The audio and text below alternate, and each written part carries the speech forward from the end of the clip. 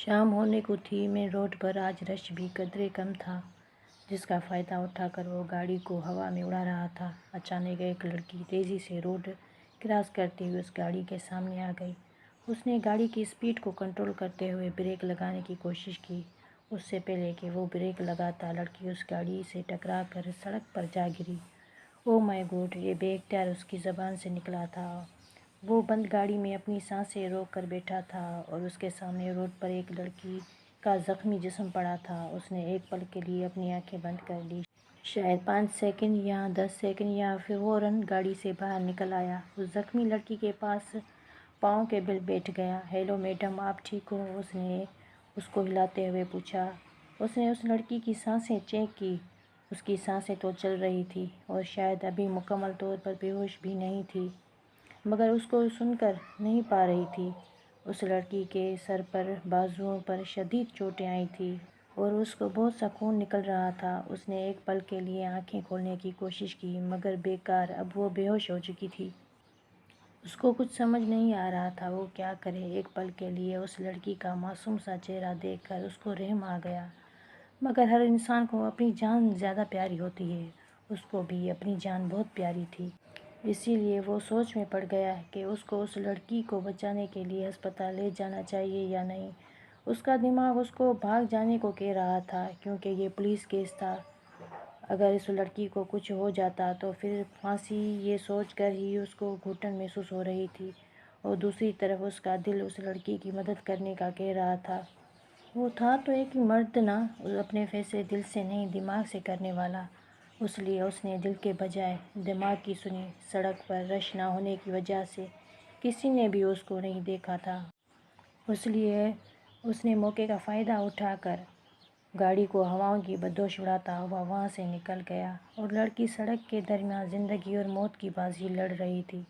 پتہ نہیں یہ بازی اب کون جیتے گا۔ شاید یہ بازی زندگی جیت جائے یا شاید موت۔ آہستہ آہستہ لوگ اس لڑکی کے بے حس و حرکت جسم کے گرد جمع ہو رہے تھے۔ اسی ہجوم میں سے کسی نے ریسکیو 1122 کو فون کر دیا تھا۔ کچھ ہی گھنٹوں کے اندر اس کو ہسپتال پہنچا دیا گیا تھا، اور ہسپتال والوں نے اس کے گھر والوں کو بھی اطلاع دے دی تھی۔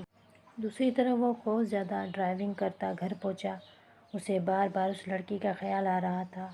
وہ گھر آ کر کسی سے بات کیے بغیر اپنے کمرے میں چلا گیا۔ وہ نہیں چاہتا تھا کہ کوئی اس کے چہرے کے تاثرات سے کوئی اندازہ لگائے۔ وہ خود کو جسٹیفائی کرتا کہ میں نے کچھ بھی نہیں، جان بوجھ کر نہیں کیا، مگر پھر بھی اس کا ڈر بڑھتا جا رہا تھا۔ اس نے اپنی عزت اور اپنے کیریئر کو بچانے کے لیے یہ سب کیا تھا۔ وہ نہیں چاہتا تھا کہ داؤد حسن کو کوئی قاتل بولے۔ حادثے سے بڑا ثانیہ یہ ہوا، لوگ ٹھہرے نہیں حادثہ دیکھ کر۔ 3 ماہ بعد ایک گاڑی بری طرح سے متاثر ہوئی تھی اور اسی گاڑی کا ڈرائیور بھی شدید زخمی کی وجہ سے بے ہوش تھا۔ اس کا فون مسلسل بج رہا تھا اور شخص شدید سردی میں ساری رات اسی طرح بے ہوش تکلیف کے عالم میں سڑک پر پڑا رہا۔ صبح فجر کی نماز کے بعد کچھ لوگوں نے اس کو ہسپتال پہنچایا۔ ہسپتال والوں نے پولیس اور ان کے گھر والوں کو اطلاع دی تھی۔ اس کے بچنے کے چانس بہت کم تھے۔ ڈاکٹرز مکمل طور پر نا امید ہو چکے تھے۔ ساری رات سڑک پر پڑے رہنے کی وجہ سے اس کا بہت خون بہہ چکا تھا اور دماغ کے ایک حصے میں کلوٹنگ بلڈ ہو چکی تھی، جس کو ریموو کرنے کے لیے آپریشن کرنا ضروری تھا، جو کہ کسی بھی صورت میں خطرے سے خالی نہیں تھا۔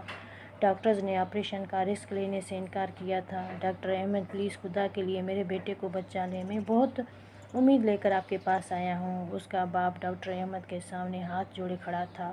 "پلیز سنبھالیں خود کو، میں صرف کوشش کر سکتا ہوں۔ زندگی اور موت اللہ تعالیٰ کے ہاتھ میں ہے۔ آپ کے بیٹے کو کوئی معجزہ ہی بچا سکتا ہے، اور اس کے کیس میں مجھے کوئی امید نظر نہیں آ رہی۔ اس کی تو سانسیں چل رہی ہیں۔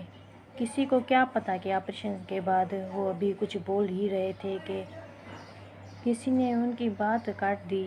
"آپ پریشان مت ہوں، آپ کے بیٹے کا آپریشن ضرور ہوگا، اور اگر اللہ نے چاہا تو اس کو نئی زندگی بھی ملے گی۔" دروازے میں کھڑی لڑکی سینے پر ہاتھ باندھے ہوئے بول رہی تھی۔ "مگر ڈاکٹر حیا"۔ ڈاکٹر احمد نے کچھ کہنا چاہا، مگر وہ بات کاٹتی ہوئی اندر داخل ہوئی۔ "آپ کے بیٹے کو کوئی نہیں بچا سکتا، اس کو صرف اور صرف اللہ کی ذات اور اس کی دعائیں بچا سکتی ہیں۔ آپ دعا کیجیے، امید رکھیے، اللہ نے چاہا تو آپ کے بیٹے کو کچھ نہیں ہوگا۔ وہ ان کو مطمئن کر چکی تھی اور دل میں امید لیے باہر نکل گئے تھے۔ ان کے جانے کے بعد ڈاکٹر احمد کی طرف متوجہ ہوئی۔ ڈاکٹر حیا، یہ کیا بیوقوفی ہے؟ آپ نے حسن صاحب کو جھوٹی امید کیوں دی؟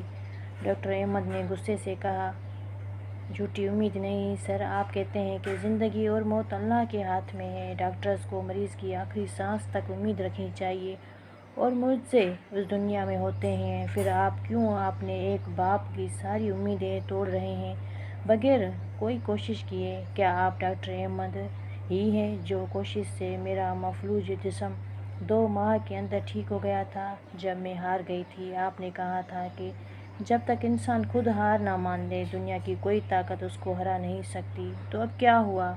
اس کو میں کیا سمجھوں؟ آپ کے قول و فعل کا تضادیہ کچھ اور۔ ڈاکٹرز کے لیے اس کے مریض اس کو خود بچوں سے زیادہ اوپر ہونے چاہیے۔ آپ نے میری جان بچائی اس لیے کہ آپ کے دوست کی بیٹی تھی اور اس شخص سے جو زندگی اور موت کی لڑائی لڑ رہا ہے اس سے آپ کا کوئی رشتہ نہیں۔ کیا آپ کے لیے انسانیت کوئی اہمیت نہیں رکھتی؟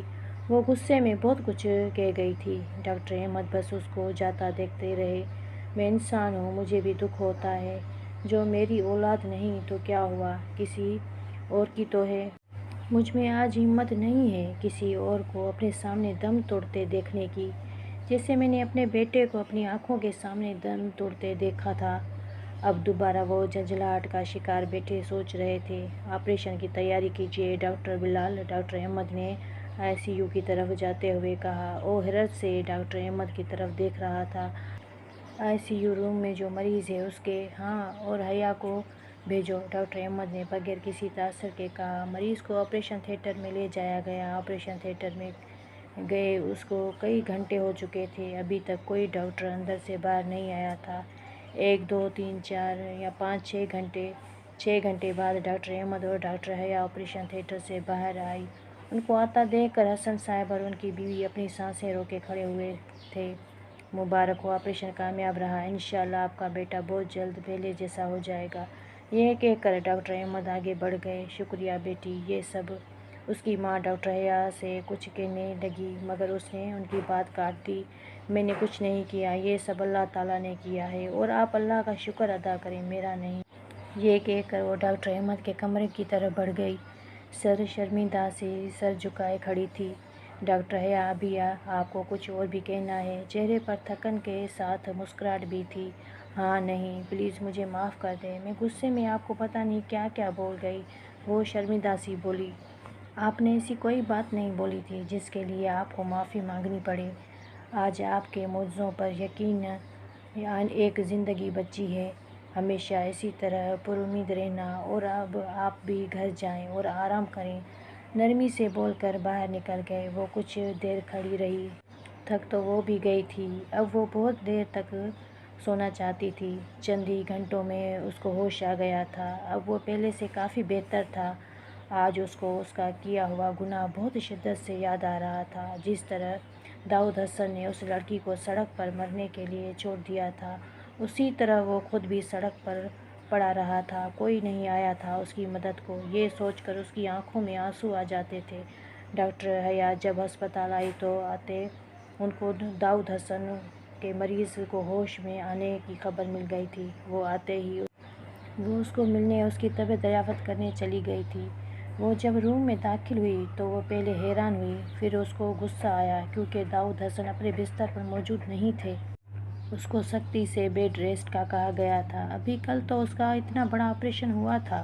اور وہ نرس کو بلانے ہی لگی تھی کہ اس کی نظر کونے میں سجدے میں جھکے ہوئے شخص پر پڑی۔ وہ وہیں سے واپس مڑ گئی، مگر اس کے سجدے میں رو رو کر بولے جانے والے الفاظ اس کو بے حس حرکت کر دیا تھا۔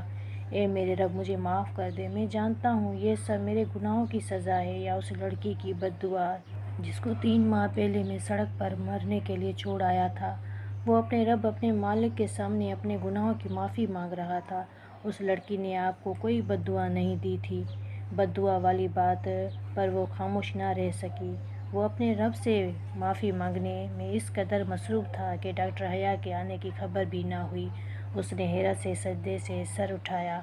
وہ اس نے اپنے آنسوؤں سے بھری آنکھوں سے اس کی طرف دیکھا اور حیران رہ گیا یہ تو وہی لڑکی تھی، آپ اس کے منہ سے صرف اتنا ہی نکل پایا تھا۔ ہاں، حیرت ہو رہی ہے کہ زندہ کیسے بچ گئی، اور نہ تو تم نے تو مارنے میں کوئی کسر نہیں چھوڑی تھی۔ ہاں، ایک اور بات، اور بدنصیبی سے میں ہی تمہاری ڈاکٹر بھی ہوں۔ ڈاکٹر حیا، تم شکر مناؤ کہ اس دن مجھے ہوش آ گیا تھا، ورنہ اس دن تو بہت کچھ کہنے کا کر رہا تھا، مگر اس کی حالت دیکھ کر اس کو رحم آ گیا، ورنہ کیا آپ میری بھی جان نہ بچاتی۔ اس کے منہ سے بے اختیار نکلا، نہیں مسٹر داؤد حسن، ہم ڈاکٹر سے پہلے دن وعدہ لیا جاتا ہے کہ دشمنی سے پہلے فرض ہے۔ وہ بے تاثر سی بولی تھی، پلیز مجھے معاف کر دیں، میں نے اپنی خود غرضی میں ایک بار بھی نہیں یہ سوچ پایا کہ اللہ تعالیٰ کو وقت بدلنے میں وقت نہیں لگتا۔ میں تمہارے آگے ہاتھ جوڑتا ہوں۔ ہاتھ جوڑتے آنسوؤں کے ساتھ اس نے معافی مانگ رہا تھا، مجھے تم سے کوئی شکایت نہیں ہے، کیونکہ میں زندہ سلامت ہوں، اور اس بات پر میں اپنے رب کا شکر ادا کرتی ہوں۔ اور رہی بات معاف کرنے کی، تو میں نے اسی دن تم کو معاف کر دیا تھا جس دن میں واپسی اپنے پاؤں پر چلنے اور ہاتھوں سے کام کرنے لگی تھی۔ اگر معافی مانگنی ہے تو اللہ تعالیٰ سے مانگو، مجھے یقین ہے وہ تمہیں معاف کر دے گا۔ اور ایک بات یہ یاد رکھنا کہ اللہ تعالیٰ تمہیں نئی زندگی کے ساتھ نیا موقع دیا ہے، اور اس کو کبھی ہاتھ سے مت جانے دینا، کیونکہ دوسرا موقع کم ہی ملتا ہے لوگوں کو۔ میں آسانیاں تقسیم کرنا تاکہ اللہ تعالیٰ تم کو اور بھی آسانیاں عطا فرمائے۔ یہ کہہ کر وہ کمرے سے باہر چلی گئی۔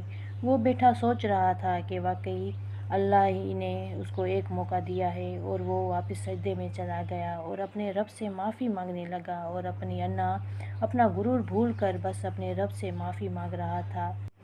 آج اس کو اپنے کندھوں پر سے پچھلے 3 ماہ کا بوجھ اترنا محسوس ہو رہا تھا۔ وہ سوچ رہا تھا کہ اللہ تعالیٰ بھی کتنے عجیب ہیں، انسان کے گناہوں میں ڈوبے ہونے کے باوجود اس کو موقع دیتے ہیں۔ ہم کبھی اس کی ذات کے پاس سکون کے لیے جاتے ہیں اور کبھی صرف رونے کے لیے۔ وہ بھی آج اپنی ساری مردانگی بھول کر اپنے رب کے سامنے رو رہا تھا اور معافی مانگ رہا تھا۔